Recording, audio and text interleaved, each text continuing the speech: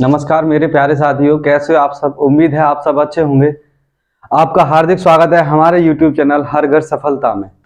तो मैंने आपके लिए जो पिछली वीडियो में कराया था, क्या रहता भारत की भूगर्भ संरचना और भारत की भू आकृतियां।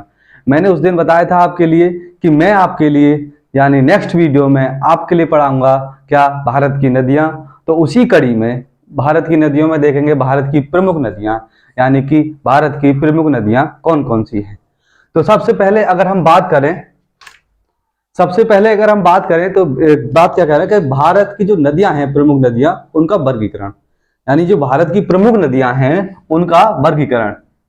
अगर इनका वर्गीकरण की बात करें तो भारत की जो प्रमुख नदियां हैं उनको केवल दो भागों में विभाजित किया गया है। क्या भागों में? दो भागों में। अगर हम देखें दो भागों मतलब उत्तर भारत की नदियां, उत्तर भारत की जो नदियां हैं जो हिमालय से निकलने वाली, और क्या जो ये वाला हिस्सा है यहां से जो आपकी क्या है इसकी यमुना की जो सहायक नदियां हैं, है ना। उसके बाद सतपुड़ा छेड़ी से निकलेगी एक नई सोन नदी। तो क्या आपके उत्तर भारत से निकलने वाली नदियां, और क्या प्रायद्वीप पठार यानी दक्षिण भारत। हम कह सकते हैं कौन सा? दक्षिण भारत, यानी दक्षिण भारत से निकलने वाली नदियां। तो नदियों को दो भागों में विभाजित किया गया है, उत्तर भारत से निकलने वाली नदियां और दक्षिण भारत से निकलने वाली नदियां। दक्षिण भारत से जो निकलने वाली नदियां हैं इनको भी दो भागों में डिवाइड किया गया है। तो दक्षिण भारत से निकलने वाली नदियां हैं इनको क्या दो भागों में। तो नंबर एक कौन से में अगर हम देखें तो इनको क्या अरब सागर क्या है। अगर आप देखेंगे तो इधर क्या है बंगाल की खाड़ी, और इधर क्या है आपका क्या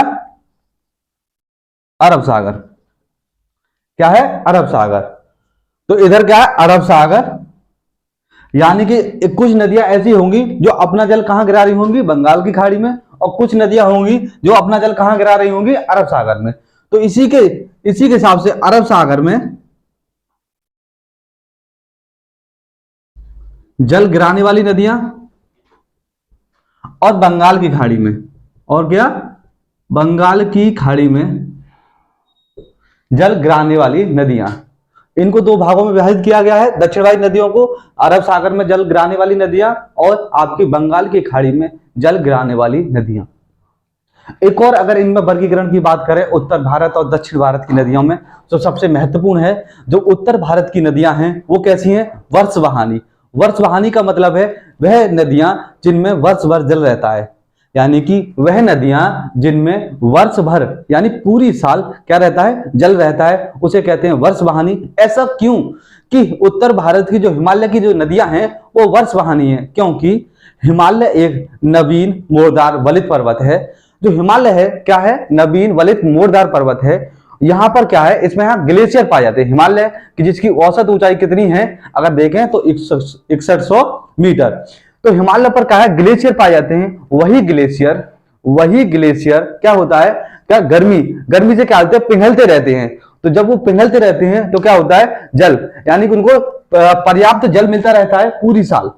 उसके बाद बारिश आ जाती है तो बारिश का पर्याप्त जल मिलता है। लेकिन आपकी जो दक्षिण भारत की नदियां हैं उनको क्या है केवल और केवल क्या है आपका क्या वर्षा का ही जल मिलता है।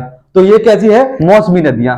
तो जो दक्षिण भारत की नदियां हैं वो कैसी हैं? मौसमी नदियां, यानी जब वर्षा ऋतु होगी तब वर्षा होगी, और वर्षा होगी तब क्या होगा? इन नदियों में जल बहेगा।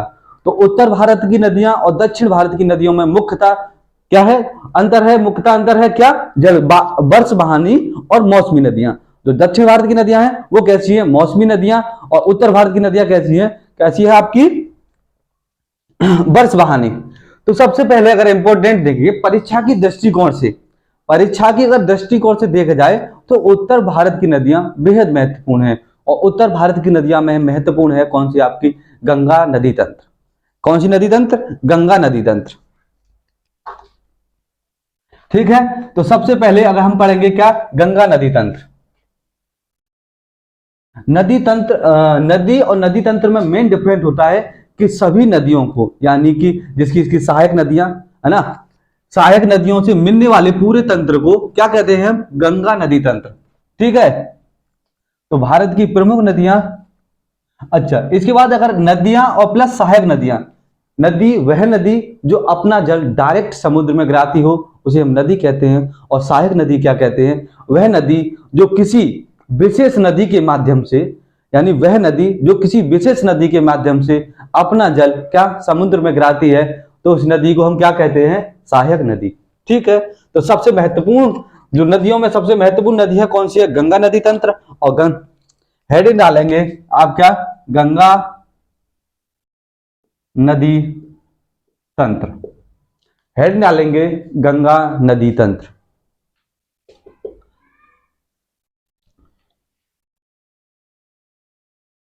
ठीक है, गंगा नदी जो तंत्र है कहां से, हम अगर देखें तो गंगा नदी कहां से निकलती है, उत्तराखंड से। ये वाला जो हिस्सा होगा किसका होगा, उत्तराखंड का। ठीक है, तो यहां उत्तराखंड से निकलेगी आपकी गंगा नदी, और उत्तराखंड से निकलते हुए कहां पर, ऐसे करके। तो गंगा नदी कहां से निकलेगी, उत्तराखंड से। उत्तराखंड में गंगा नदी की अगर हम कुल लंबाई की बात करें, गंगा नदी की कुल लंबाई की बात करें, गंगा नदी की कुल लंबाई जो है कितनी है, 25 से 25 किलोमीटर, यानी 2525 किलोमीटर। तो गंगा नदी की जो कुल लंबाई है वो कितनी है, 2525 किलोमीटर। ठीक है, इसमें देखें तो जो गंगा नदी है वो किन राज्यों से होकर बहती है, भारत के राज्यों से गंगा नदी, जो गंगा नदी है भारत के किन किन राज्यों से होकर बहती है, तो नंबर 1 उत्तराखंड, नंबर 1 क्या, उत्तराखंड, उसके बाद क्या, यूपी, उसके बाद बिहार,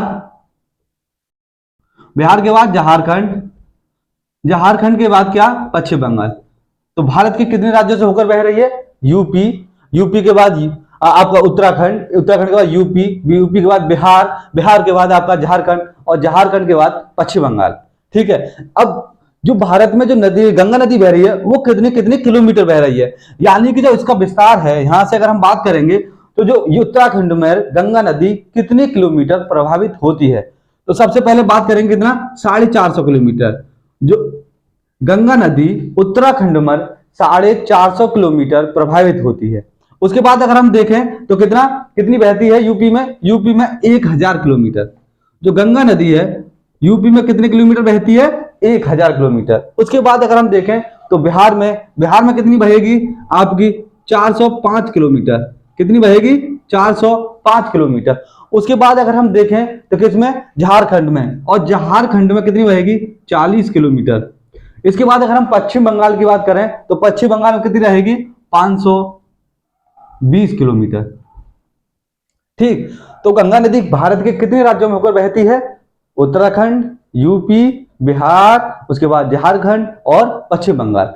कितने कितने किलोमीटर बहती है, तो 450 किलोमीटर कहां पर, आपका उत्तराखंड, उसके बाद यूपी में कितना, 1000, उसके बाद अगर हम देखें 405 किलोमीटर बिहार, उसके बाद देखें झारखंड 40 किलोमीटर, और उसके बाद देखें पश्चिम बंगाल तो कितना, 520 किलोमीटर। शेष जो बहेगी वो कहां बहेगी, बांग्लादेश में।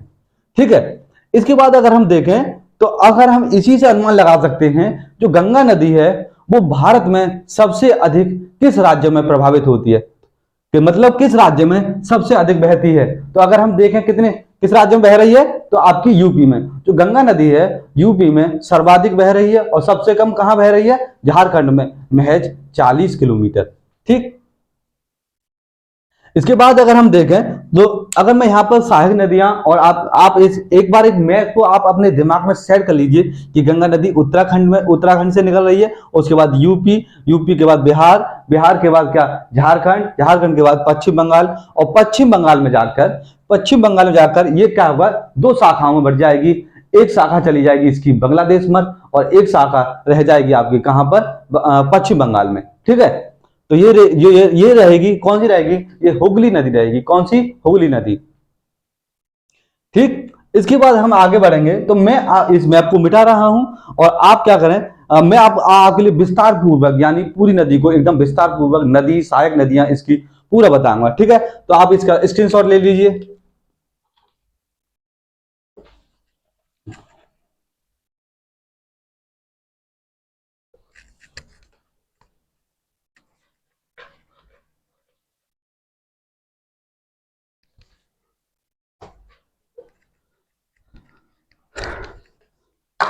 हेडिंग डालेंगे गंगा नदी तंत्र।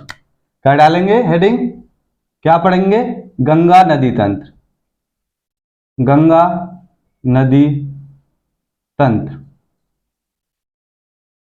सबसे पहले देखें तो क्या देखें हम कि एक रहेगा हमारा उत्तराखंड में सतोपत ग्लेशियर। कौन सा ग्लेशियर रहेगा, सतोपत ग्लेशियर। अगर मैं यहां ग्लेशियर बनाऊं, क्या बनाएंगे, सतोपत ग्लेशियर। अगर मैं डैश डैश यहां बना देता हूं, कौन सा ग्लेशियर है ये,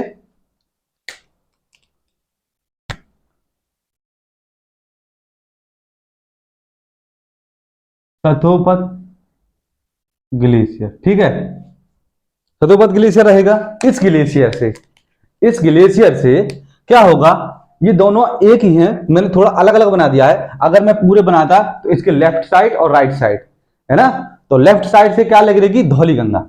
कौन सी निकलेगी यहां पर, एक नदी निकलेगी आपकी, ये रहेगी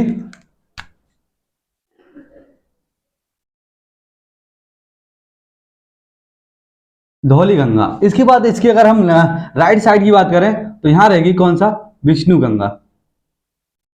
कौन सी नदी निकलेगी यहां से, विष्णु गंगा। धौली गंगा और विष्णु गंगा, धौली गंगा इसकी लेफ्ट साइड और राइट साइड विष्णु गंगा। ये जहां पर मिलेगी, ये वाला पॉइंट जहां पर ये मिलेगी, उस वाले पॉइंट को क्या कहेंगे हम, क्या कहेंगे, विष्णु प्रयाग। क्या कहेंगे, विष्णु प्रयाग।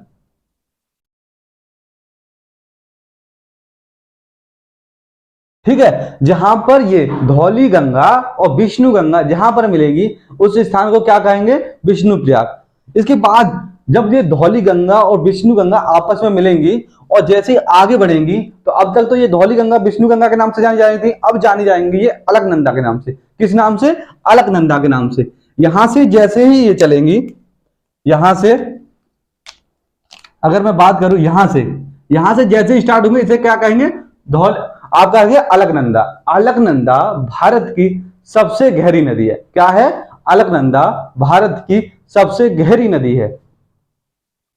इसके बाद अगर हम देखें, एक नदी और इसमें ऐड होगी यहां से। इसके बाद क्या होगा कि आप उत्तराखंड में, आपके लिए पता ही होगा कि उत्तराखंड क्या है, पहाड़ों का क्षेत्र है। तो यहां से छोटी छोटी नदियां हैं जो क्या वहीं के पहाड़ों से, ग्लेशियर से अपना जल लेती हैं और क्या करती हैं, अलकनंदा में इसमें दे देती हैं, यानी अलकनंदा में आकर इनका जल आपस में मिल जाता है। ठीक है, तो यहां से निकलेगी आपकी मंदाकिनी नदी। सबसे पहली नदी कौन सी रहेगी, मंदाकिनी नदी। कौन सी नदी, मंदाकिनी।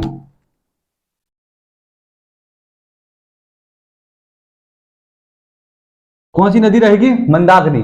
जो मंदाकिनी जहां पर मिलेगी उसे हम क्या कहेंगे, उसे हम कहेंगे क्या, रुद्रप्रयाग। क्या कहेंगे, रुद्रप्रयाग।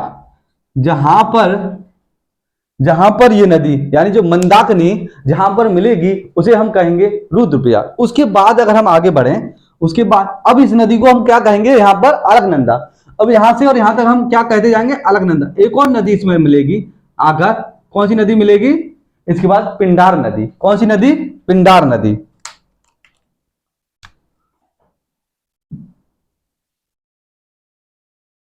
पिंडार नदी, पिंडार नदी जहां पर अलकनंदा में मिलेगी उसे हम कहेंगे क्या, कर्णप्रयाग। क्या कहेंगे, कर्णप्रयाग। इस स्थान को, इस वाले स्थान को हम क्या कहेंगे, कर्णप्रयाग।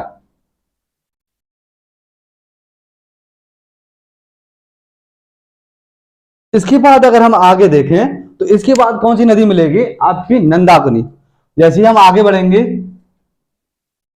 यहां पर, तो एक नदी मिलेगी कौन सी,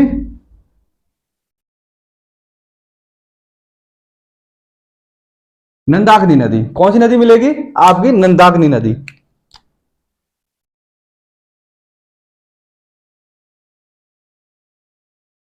नंदाकिनी नदी, और नंदाकिनी जहां मिलेगी उसको स्थान को हम क्या कहेंगे, नंदप्रयाग। क्या कहेंगे, नंदप्रयाग। तो इस वाले स्थान को हम क्या कहेंगे, नंदप्रयाग। ठीक, तो बड़ी महत्वपूर्ण नदियां हैं तीनों। इन नदियों से एक ही, हर एक कॉम्पिटिटर जो वनडे एग्जाम है उनमें से एक को छोड़कर हम कह सकते हैं बड़ा ही महत्वपूर्ण है, कौन सी आपकी मंदाकिनी, पिंडार और नंदाकिनी। इनके क्या होता है, इनके मिलन क्षेत्र को बुझ लिया जाए, जहां पर पिंडार नदी मिलती है उस क्षेत्र को हम क्या कहेंगे, तो कर्णप्रयाग। ये वाले क्वेश्चन बड़ी महत्वपूर्ण है परीक्षा के दृष्टिकोण से। और गंगा नदी तंत्र में मैं आपके लिए उन्हीं पॉइंट को यानी उन्हीं फैक्ट को लिखवाऊंगा जो कि परीक्षा के दृष्टिकोण से बड़े ही महत्वपूर्ण हो। ठीक है, इसके बाद अगर हम देखें तो एक ग्लेशियर, कौन सा ग्लेशियर, आपका गंगोत्री ग्लेशियर। कौन सा ग्लेशियर, गंगोत्री ग्लेशियर।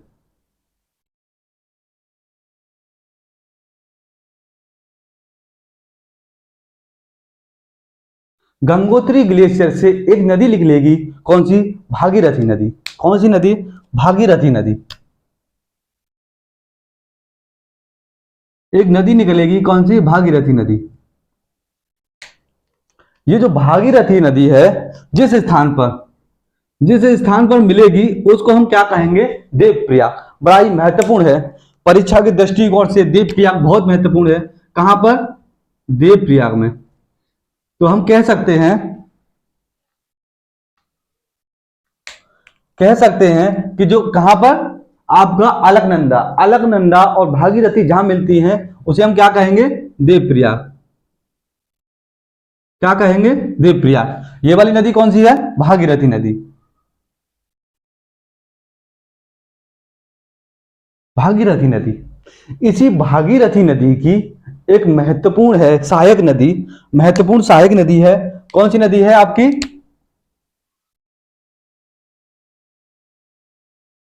अगर हम देखें इसकी सहायक नदी किसकी है, भिलांगना नदी।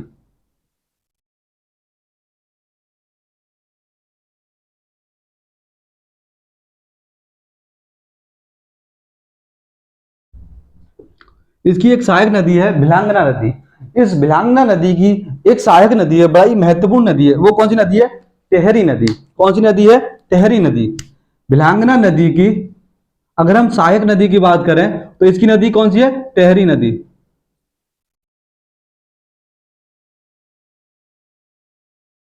टेहरी नदी, ठीक। ये वाली जो नदी है, ये वाली कौन सी है, टेहरी नदी। इसी टेहरी नदी पर एक बांध बनाया गया है। कौन सा बांध बनाया गया है, टेहरी बांध। कौन सा बांध बनाया गया है, टेहरी बांध। ये जो टेहरी बांध है ये भारत का सबसे ऊंचाई पर स्थित बांध है।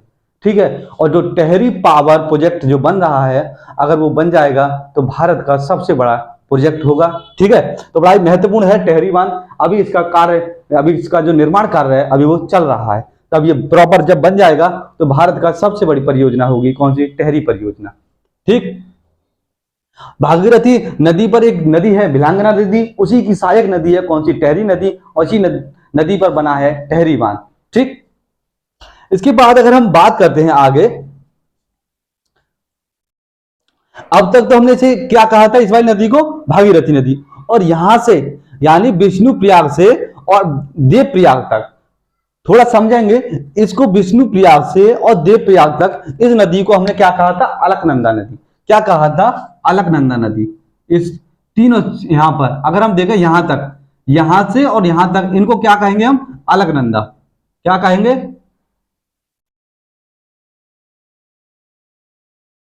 अलकनंदा नदी। कौन सी नदी कहेंगे, अलकनंदा। यहां से विष्णुप्रयाग से और देवप्रयाग से क्या कहेंगे हम, अलकनंदा। अलकनंदा से जैसे ही देवप्रयाग से अलकनंदा चलेगी, अब इसे क्या कहेंगे हम, क्या कहेंगे, गंगा नदी। तो गंगा इसका नाम कहां पड़ेगा, आपका यहां पर। कहां पर, देवप्रयाग के बाद जैसे ही देवप्रयाग में एंटर होंगे और ये मिलेंगी भागीरथी और अलकनंदा, तो हम इसको क्या कहेंगे, गंगा नदी। गंगा नदी हरिद्वार में आकर, उत्तराखंड के हरिद्वार में आकर एक समतल यानी समतल क्षेत्र पर, पहाड़ों से निकलकर क्या होती है, समतल क्षेत्र पर आ जाती है। कहां पर, हरिद्वार में। ठीक है, हरिद्वार से जैसे आगे बढ़ेगी इसके बाद एक महत्वपूर्ण नदी होगी आपकी, कौन सी, शारदा नदी। कौन सी नदी, शारदा नदी।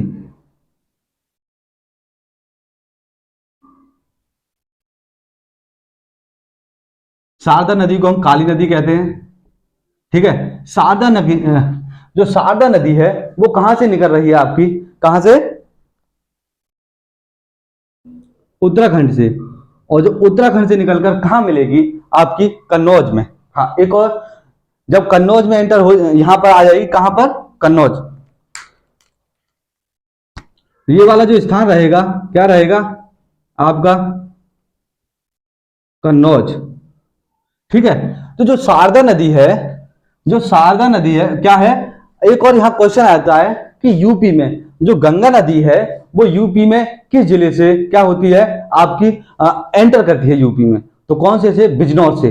तो गंगा नदी यूपी में कहां एंटर करती है, कहां, बिजनौर में, यानी बिजनौर डिस्ट्रिक्ट में गंगा नदी यूपी में प्रवेश करती है। उसके बाद अगर हम देखें तो क्या, आपकी शारदा नदी और काली नदी, ये नदी उत्तराखंड से निकलती है और क्या, कहां पर, कन्नौज में आकर क्या होती है, मिल जाती है।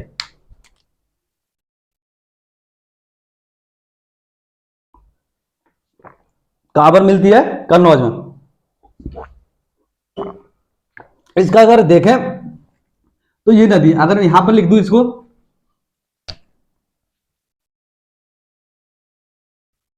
शारदा नदी, ठीक है, शारदा नदी, इसको हम क्या कहते हैं, काली नदी।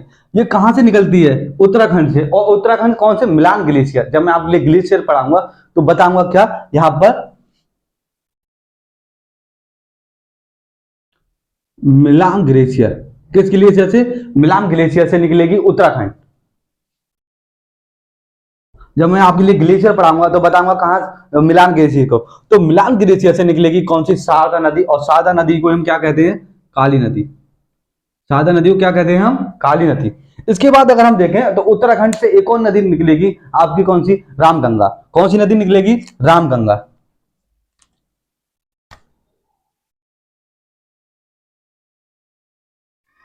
ये कौन सी नदी है, रामगंगा। जो रामगंगा नदी है, जो रामगंगा नदी है वो कहां से लेकर रही है, उत्तराखंड से। और उत्तराखंड से कहां, गढ़वाल, यानी गढ़वाल की पहाड़ियों से, गढ़वाल की पहाड़ियों से निकलेगी, कौन निकलेगी, रामगंगा। और यह भी कहां पर, आपकी कन्नौज के समीप आकर कहां पर, गंगा नदी में मिल जाएगी। तो कहां से निकलेगी रामगंगा, आपकी गढ़वाल की पहाड़ियों से। और कहां पर मिल जाएगी, कन्नौज में। इसके बाद हम आगे चलते हैं, इसके बाद गंगा नदी को और आगे बढ़ाते हुए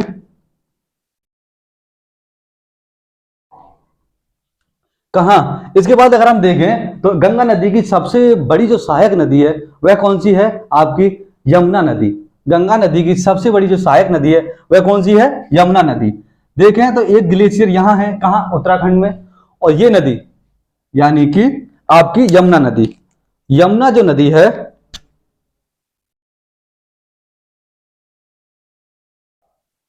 अगर मैं देखूं ये यहां, तो जो क्या, यमुना नदी है वो किस ग्लेशियर से निकलेगी, Yamunotri glacier.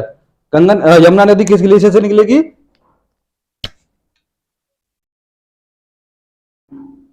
Yamunotri glacier. Yamunotri glacier Uttarakhand से निकलेगी, कौन, आपकी यमुना नदी। और ये कहां पर, गंगा नदी में किस में मिल जाएगी, कहां पर मिलेगी, जिस स्थान पर मिलेगी उस स्थान का नाम है इलाहाबाद। इलाहाबाद का अब नाम चेंज कर दिया गया है, तो इसका नाम क्या कर दिया है आपका, प्रयागराज। तो अब इसे कहां पर मिलेगी, प्रयागराज में। कहां पर, प्रयागराज में। तो यमुना नदी गंगा नदी पर किस स्थान पर मिलेगी, प्रयागराज में। यमुना नदी की क्या है, ये यमुना नदी है। यमुना नदी की सहायक नदियां, बड़ी ही महत्वपूर्ण नदी है, कौन सी, आपकी चंबल नदी। कौन सी नदी, उसे चंबल नदी से पहले एक है आपकी गाजियाबाद में मिल रही है, हिंडन नदी। कौन सी नदी, हिंडन नदी। अब इसको हिंडन नदी तो हम नहीं कहेंगे, लेकिन नाम है, लेकिन अब तो एक नाला टाइप हो गया है, क्योंकि जितना भी सिटी का जो पानी है, गाजियाबाद और आपके जो जितने इसके सहारे जितने भी सिटी हैं, उसका जो पानी है इसी में प्रभावित कर दिया गया है, किसमें, हिंडन नदी में। ठीक है। तो हिंडन नदी कहां पर मिलती है, गाजियाबाद में। कहां पर, यमुना में कहां पर मिलती है, गाजियाबाद में। कहां पर, गाजियाबाद में। इसके बाद अगर हम देखें तो यमुना नदी की एक महत्वपूर्ण सहायक नदी है, कौन सी नदी है, चंबल नदी। चंबल नदी, कौन सी सहायक नदी है, चंबल नदी। चंबल नदी जान पात्रा की पहाड़ियां, चंबल नदी है, क्या है यहां पर, जानपात्रा की पहाड़ी। क्या है? जानपात्रा की पहाड़ी। जानपात्रा की पहाड़ी से चंबल नदी निकलेगी और वो कहां मिलेगी? जिस स्थान पर मिलेगी उस स्थान को हम क्या कहेंगे? आपका इटावा, यानी इटावा के निकट मिलेगी। कहां पर मिलेगी? ये जो स्थान रहेगा क्या रहेगा? इटावा के निकट। ठीक है, इटावा के निकट मिलेगी। कौन सी? आपकी चंबल नदी। चंबल नदी की सहायक नदियां हैं, बड़ी महत्वपूर्ण नदी है चंबल नदी की सहायक नदी क्षिप्रा नदी। कौन सी नदी? चंबल नदी की सहायक नदी है कौन सी? क्षिप्रा नदी। अगर हम बात करेंगे चंबल नदी सहायक नदी की बात, बड़ी महत्वपूर्ण नदी है कौन सी? क्षिप्रा नदी।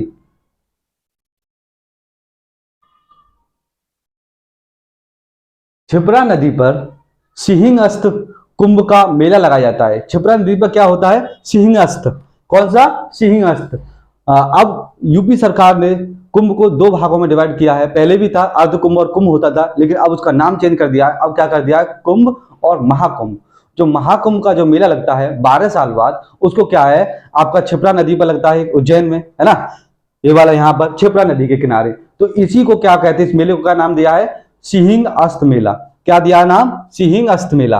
तो क्षिप्रा नदी के किनारे कुंभ का, महाकुंभ का मेला लगता है ना? जिसे क्या नाम देते हैं? सिंह अस्त मेला। इसके बाद अगर हम देखें तो इसकी एक नदी है इधर से जो मिलती है, क्या सहायक नदी है? वनास नदी। कौन सी? वनास नदी। उसके बाद अगर हम देखें तो एक और इसकी इंपोर्टेंट नदियां हैं। कौन सी? सिंध नदी। एक और है इसकी, कौन सी नदी? सिंध नदी। मैं आपको इन नदियों के बारे में क्यों पढ़ा रहा हूं? क्योंकि ये नदियां, गंगा नदी परीक्षा के दृष्टिकोण से बड़ी ही महत्वपूर्ण है। कभी कभी क्वेश्चन पूछ लिया जाता है कि ये जो सिंध नदी है वो किसकी सहायक नदी है, या कभी कभी क्वेश्चन पूछ लिया, अब तो बड़ा ही नहीं का हो रहा है, यानी कि क्वेश्चन पूछेगा यानी कौन सी नदी चंबल नदी की सहायक नदी नहीं है। नहीं वाला क्वेश्चन बड़ा ही आता है। तो आप इनको ध्यान रखें, जो सिंध नदी, क्षिप्रा नदी और बनास नदी किसकी सहायक नदी हैं? चंबल नदी की सहायक नदियां हैं। इसके बाद अगर हम देखें तो इसकी एक और महत्वपूर्ण नदी है। कौन सी नदी? बेतवा नदी। कौन सी नदी? बेतवा नदी। बेतवा नदी, बेतवा नदी जिस स्थान से निकल रही है उसे हम क्या कहते हैं? बेतवा नदी जिस स्थान से निकल रही है और कहां पर मिल रही है? कहां पर मिल रही है? तो ये नदी मिल रही है कहां पर? आपकी हमीरपुर। कहां पर? हमीरपुर। और ये नदी कहां पर मिल रही है? हमीरपुर में। और कहां, किस चोटी से निकल रही है?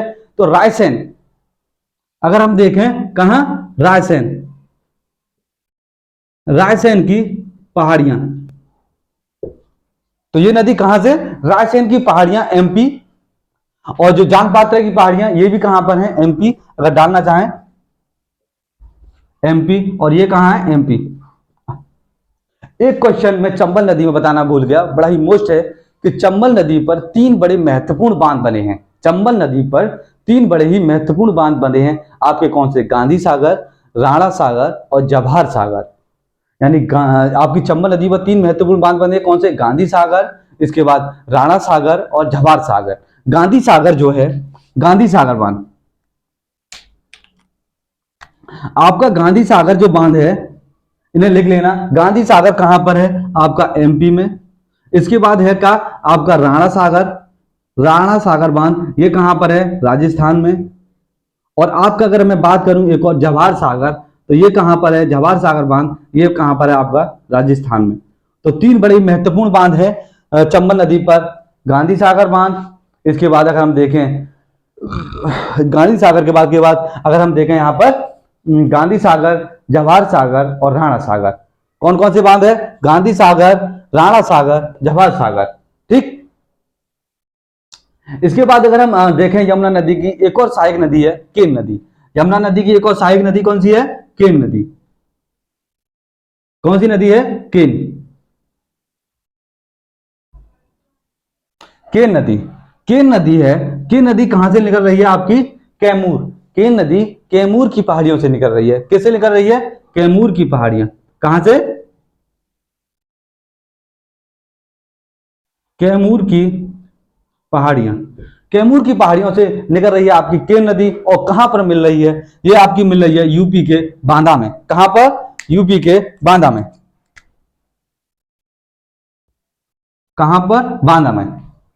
तो बड़ी महत्वपूर्ण नदियां हैं तीन, यमुना नदी की सहायक, एक हिंडन नदी, कुल मिला के चार। इसके बाद इनकी सहायक नदियां, और हम ये नदी कहां पर मिल जाएगी, यमुना नदी इन सारी जल सहायक नदियों को जल लेते हुए इलाहाबाद यानी प्रयागराज में, प्रयागराज में ये नदी किस में मिल जाएगी, गंगा नदी में। और उसके बाद गंगा नदी, और हम आगे बढ़ेंगे फिर यहां।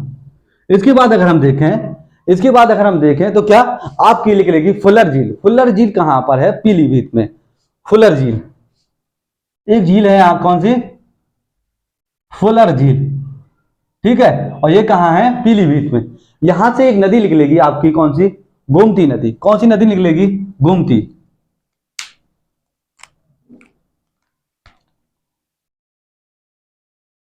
कौन सी नदी है ये? गोमती। और गोमती जहां मिलेगी उस स्थान का नाम होगा गाजीपुर। कहां पर? जिस स्थान पर मिलेगी, जिस यहां पर मिलेगी, और इस स्थान का नाम क्या होगा? गाजीपुर। क्या होगा? गाजीपुर। जहां पर क्या होगा? गोमती नदी जहां मिलेगी उस स्थान का नाम है गाजीपुर। उसके बाद थोड़ा और आगे बढ़ेंगे हम। उसके बाद आगे बढ़ेंगे तो उसके बाद अगर हम देखें, एक नदी कहां से निकलेगी आपकी? राइट साइड से निकलेगी। कौन सी नदी? सोन नदी। कौन सी नदी? सोन नदी।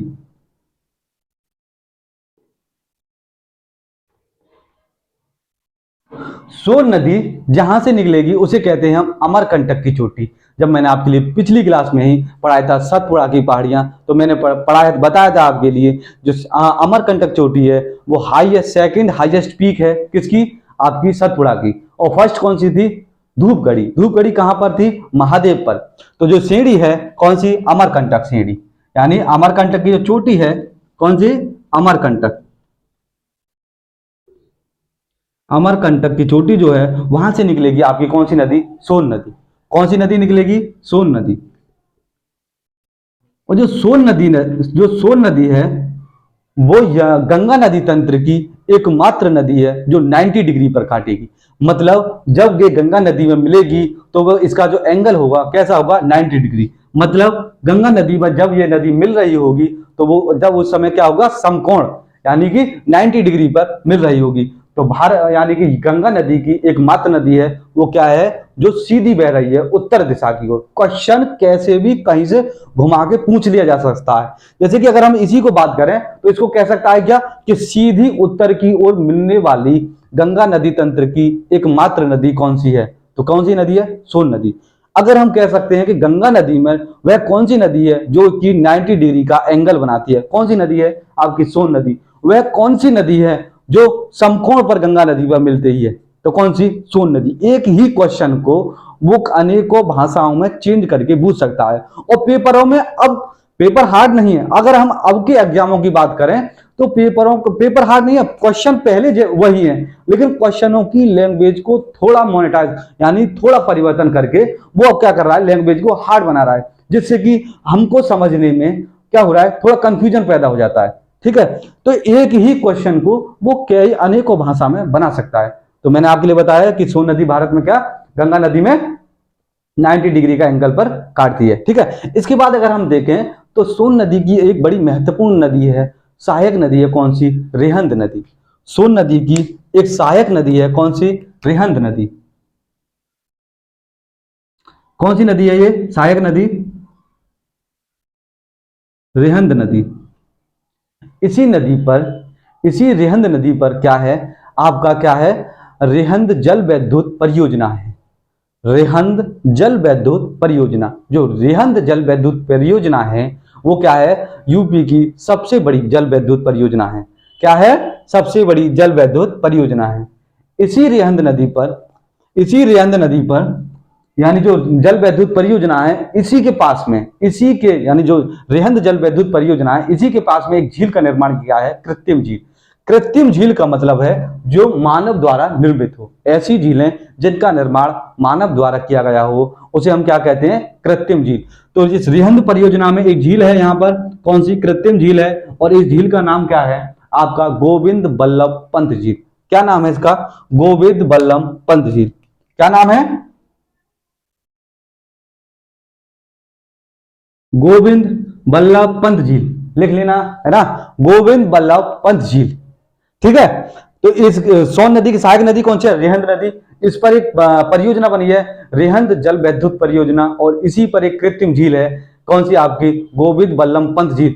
जो गोविंद बल्लभ पंत झील, इसका नाम पड़ा क्योंकि भारत यानी सॉरी यूपी के जो पहले सीएम हैं, यानी जो यूपी के पहले मुख्यमंत्री हैं, वो कौन है? गोविंद बल्लभ पंत साहब। तो उन्हीं के नाम पर झील का नाम दिया है गोविंद बल्लभ पंत झील। ठीक है, इसके बाद हम आगे बढ़ते हैं, गंगा नदी को थोड़ा और आगे बढ़ाते हैं, और इसके बाद गोमती के बाद हम देखेंगे क्या? गोमती के बाद हम देखेंगे क्या? आपका घाघरा नदी। कौन सी नदी? घाघरा नदी। घाघरा नदी जहां से निकलती है,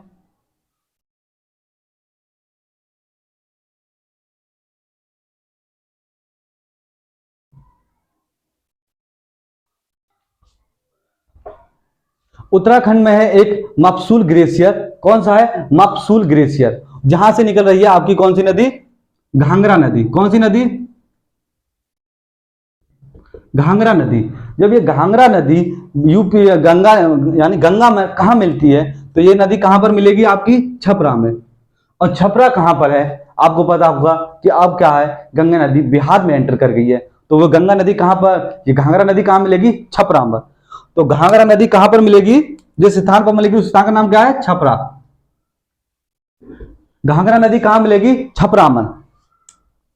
इसके बाद और आगे बढ़ाते हैं,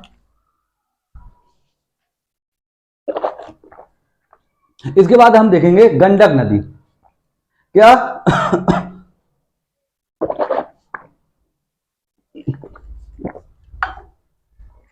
इसके बाद हम देखेंगे गंडक नदी।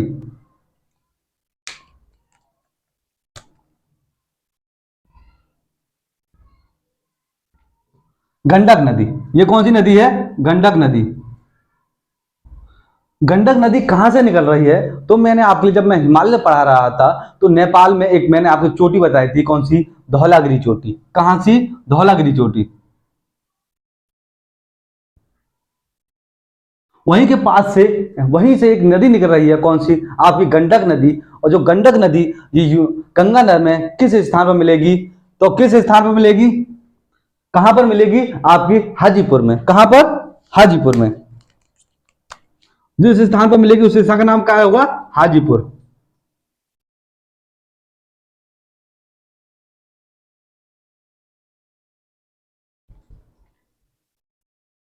ठीक है, इसके बाद हम देखेंगे क्या? आपकी एक और नदी होगी जो क्या हो, आपकी निकल रही होगी, कौन सी? कोसी नदी। कोसी। कौन सी नदी? कोसी नदी।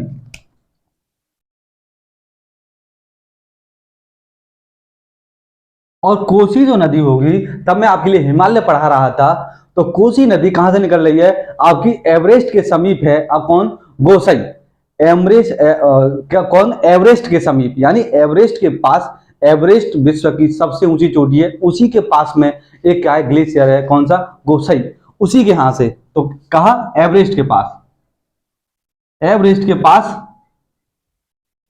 कहां से? गोसाई से। कहां से? गोसाई से। और एवरेस्ट कहां पर है? आपकी कहां पर? नेपाल में। ठीक है, तो वहां से निकल रही है कौन सी? आपकी कोसी। और कोसी नदी, कोसी नदी को बिहार का शोक कहा जाता है। कोसी नदी को बिहार का शोक कहा जाता है, क्योंकि क्योंकि यह नदी मार्ग बदलने में बड़ी ही कुख्यात और प्रसिद्ध है। मतलब ये नदी जो है मार्ग बदलने में, यानी कि अगर आज ऐसे अगर हम देखें, आज अगर यहां बह रही होगी, अगर आज यहां बह रही होगी, तो रातों रात अपना को मार्ग चेंज कर देगी और आगे अब ये ऐसे करके बहेगी। तो कोसी नदी बड़ी कुख्यात है, प्रसिद्ध है अपने मार्ग बदलने के लिए। तो इसीलिए इसको क्या कहा जाता है? बिहार का शोक। यानी कभी वो किसी स्थान पर बहती है और कभी वो किसी स्थान पर बहती है, तो इसीलिए इसको क्या कहा जाता है? बिहार का शोक। कोसी नदी को क्या कहा जाता है? बिहार का शोक। और कोसी नदी, जो कोसी नदी है, वो क्या? गंगा नदी पर जहां मिलती है उसे हम क्या कहते हैं? भागलपुर। भागलपुर। कहां पर? भागलपुर में।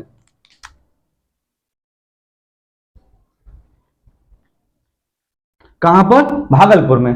उसके बाद क्या होगा, आपकी झारखंड होते हुए और ये नदी गंगा नदी आपकी एंटर कर जाएगी कहां पर? पश्चिम बंगाल में। कहां पर? पश्चिम बंगाल में। कहां पर एंटर करेगी? पश्चिम बंगाल में। इसके बाद पश्चिम बंगाल में एंटर करेगी तो आपको पता होगा फरक्का बैराज। क्या? फरक्का बैराज। यहां पर क्या बना हुआ है? एक फरक्का बैराज बना हुआ है,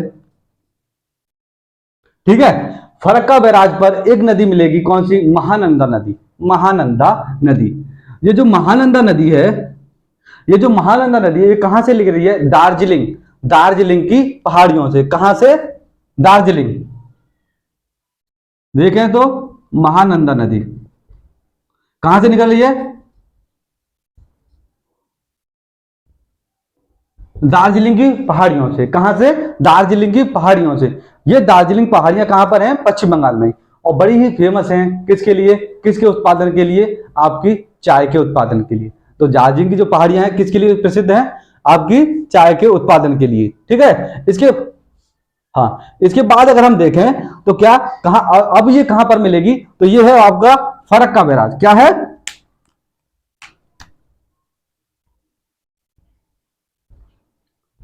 फरक्का बैराज। फरक्का बैराज के बारे में अगर हम देखें तो फरक्का जो बैराज है, यहीं से दो शाखाएं, गंगा की दो शाखाओं बढ़ जाएगी। एक चली जाएगी बांग्लादेश में, जिसे हम क्या कहेंगे? पद्मा। और एक चली जाएगी आपकी कहां पर? पश्चिम बंगाल में। एक शाखा चली जाएगी इसकी कहां पर? आपकी बांग्लादेश की तरफ, ठीक है। और एक शाखा आपकी रहेगी कहां पर? बांग्लादेश में। एक शाखा कहां चली जाएगी? बांग्लादेश में। और एक शाखा कहां रहेगी आपकी पश्चिम बंगाल में। ये जो शाखा है जो पश्चिम बंगाल में रहेगी, इसे हम क्या कहेंगे? हुगली नदी। क्या कहेंगे? हुगली नदी। क्या कहेंगे? हुगली नदी। जैसे ही गंगा नदी बांग्लादेश में एंटर करेगी तो उसे हम क्या कहेंगे? पद्मा नदी। जब मैं आपको ब्रह्मपुत्र नदी पढ़ाऊंगा तो इसका जो मर्ज है, दोनों का मर्ज, गंगा नदी और यमुना नदी, और ब्रह्मपुत्र को क्या कहेंगे बांग्लादेश में? जमुना नदी। इसको पद्मा नदी, ठीक है। तो जो हुगली नदी है, ठीक, हुगली नदी क्या है? आपकी कहां पर है? पश्चिम बंगाल में, यहां पर। इसके बाद अगर हम देखें तो हुगली नदी की जो सहायक नदी है, यहां पर झारखंड में पालूम की चोटी, यानी पालूम का जो पठार है, क्या? पालूम का जो पठार है, यहां से एक नदी निकलेगी, कौन सी? दामोदर नदी। कौन सी नदी निकलेगी? दामोदर नदी। कौन सी नदी? दामोदर नदी। इस दामोदर नदी के जहां पर दामोदर नदी जहां हुगली पर मिल रही होगी, वहीं पर एक द्वीप का निर्माण है। कौन सा? फुल्टा द्वीप। इतिहास में बड़ा ही इसका फुल्टा द्वीप। कौन सा द्वीप? फुल्टा द्वीप। क्वेश्चन आ जाता है जो फुल्टा द्वीप है वो किन दो नदियों के मिलन के स्थान पर है? तो कौन सा? दामोदर नदी और हुगली नदी के। दामोदर नदी जहां पर हुगली नदी पर मिल रही होगी, वहीं एक द्वीप का निर्माण है। किसका? फुल्टा द्वीप का, ठीक है। इसके बाद अगर हम देखें, जो गंगा नदी है बांग्लादेश में चली जाएगी, उसके बाद इसको क्या कहेंगे? पद्मा। और यही नदी, बराक नदी, जब इसमें मिलेगी आपकी मेघना नदी, और इन नदियों के साय होते हुए बांग्लादेश में क्या बनाएगी? एक सुंदर, यानी बंगाल की जो खाड़ी में क्या बनाएगी आपका? सुंदरबन का डेल्टा। क्या बनाएगी? सुंदरबन का डेल्टा। यहां पर क्या बनाएगी गंगा नदी? सुंदरबन का डेल्टा, जो विश्व का सबसे बड़ा डेल्टा होगा। कौन सा? सुंदरबन का डेल्टा। इसके बाद अगर हम बात करें तो सहायक नदियां बड़ी महत्वपूर्ण हैं। आप इनको क्या करें? एक बार मैपिंग कर लें इनका। एक बार माइंड में अगर आप मैपिंग कर लेंगे, नदियों को कभी भी आप याद करने या रटने की कोशिश ना करें, केवल और केवल इनको समझने की कोशिश करें। जितना तुम इसको समझोगे, समझे कैसे? अगर आप कोई भी नदी तंत्र, मैं नहीं कह रहा कि गंगा नदी तंत्र, अगर आप कोई भी नदी तंत्र पढ़ रहे हो तो निश्चित ही है उसे पेपर कॉपी पर बनाना स्टार्ट करें। एक बार अगर आप बना लोगे, अगर मान लीजिए आपने आज बना ली, उसके बाद आप 10 दिन बाद बना रहे हो और अगले तुम 1 महीने बाद बना रहे हो, तो निश्चित ही मानिए कि गंगा नदी को आप उस 1 महीने बाद बनाओगे तो जिस दिन आप पहले बार बना रहे थे उससे कहीं बेहतर बनाओगे, ठीक है। तो नदियों को कभी याद ना करना, कभी रटना नहीं, केवल इनको समझना। अगर जितना तुम आप समझ जाओगे इनके बारे में, उतना ही आप कभी इन नदियों को भूलोगे नहीं। ठीक है, तो इसके बाद अगर हम देखें तो गंगा नदी तंत्र का बड़ा ही आपके लिए जितनी सहायक नदियां थी, इसकी महत्वपूर्ण नदियां थी, मैंने आपके लिए वो नदियां बता दी हैं। इसके बाद अगर हम देखें बड़ी महत्वपूर्ण कुछ इसके क्या है, कुछ पॉइंट हैं जो कि परीक्षा के दृष्टिकोण से बड़े महत्वपूर्ण हैं। तो सबसे पहले अगर मैं बात करूं किसका, तो गंगा नदी पर सबसे पहले एक क्या चला था, Ganga action plan, GAP, Ganga action plan, GAP। जो GAP चला था वो चला था 1985। क्या चला था, यानी गंगा एक्शन प्लान 1985 में। ठीक है, उसके बाद अगर हम बात करें, उसके बाद इसका एक बड़ी मोस्ट पॉइंट है क्या, गंगा नदी को राष्ट्रीय नदी घोषित किया गया। गंगा नदी को राष्ट्रीय नदी, गंगा नदी को कब राष्ट्रीय नदी घोषित किया गया, राष्ट्रीय नदी, यानी कि गंगा नदी को राष्ट्रीय नदी घोषित किया गया 2008 में। कब घोषित किया गया, 2008 में। कब, 2008 में। उसके बाद अगर हम देखें तो गंगा नदी में एक जीव पाया जाता है जिसे हम कहते हैं क्या, डॉल्फिन। डॉल्फिन जो आपका कहां से, बिजनौर से, और आप नरोरा जहां देखेंगे, जब मैं आपके लिए यूपी स्पेशल पढ़ाऊंगा तो गंगा में इसकी ऊपरी गंगा, इसके बाद मध्य गंगा, इसके बाद ऊपरी गंगा। जीएस में आपके लिए मैं हर एक आपके लिए हिस्ट्री, पॉलिटी, इकोनॉमी, हर चीज आपके लिए पढ़ाऊंगा।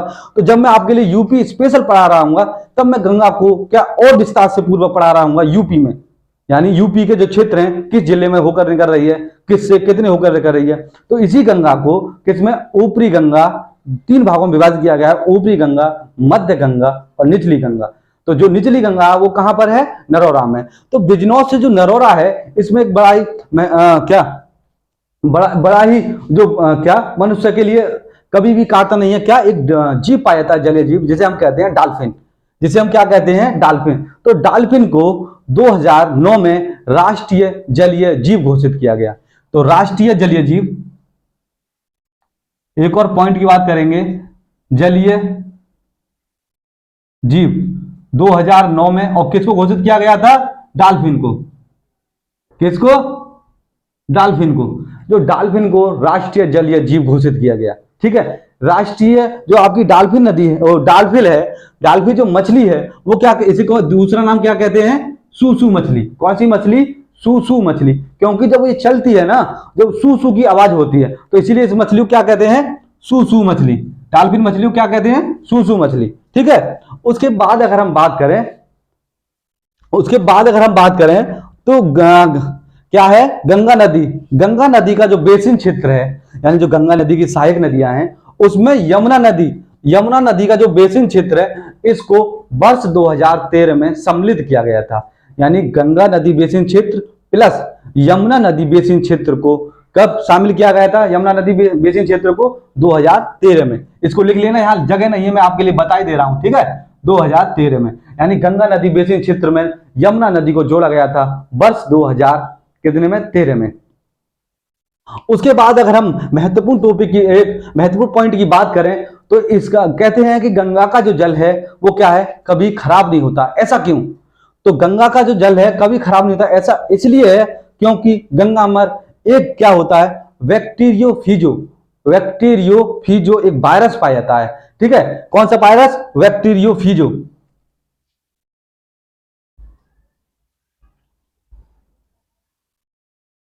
बैक्टीरियोफीजो क्या होता है, एक वायरस। क्या होता है, बैक्टीरियोफीजो एक वायरस पाया जाता है, जिस कारण जो गंगा नदी में क्या होते हैं आपके का जीवाणु उनको खा लेता है। जो बैक्टीरियोफीजो वायरस है इसी के नाम पर, यानी बैक्टीरिया, यानी किसको, जीवाणुओं को, किनको, विषाणु, इनको जीवाणुओं को, यानी जीवाणुओं को खाने वाले को क्या कहते हैं, बैक्टीरियोफीजो वायरस। ठीक है,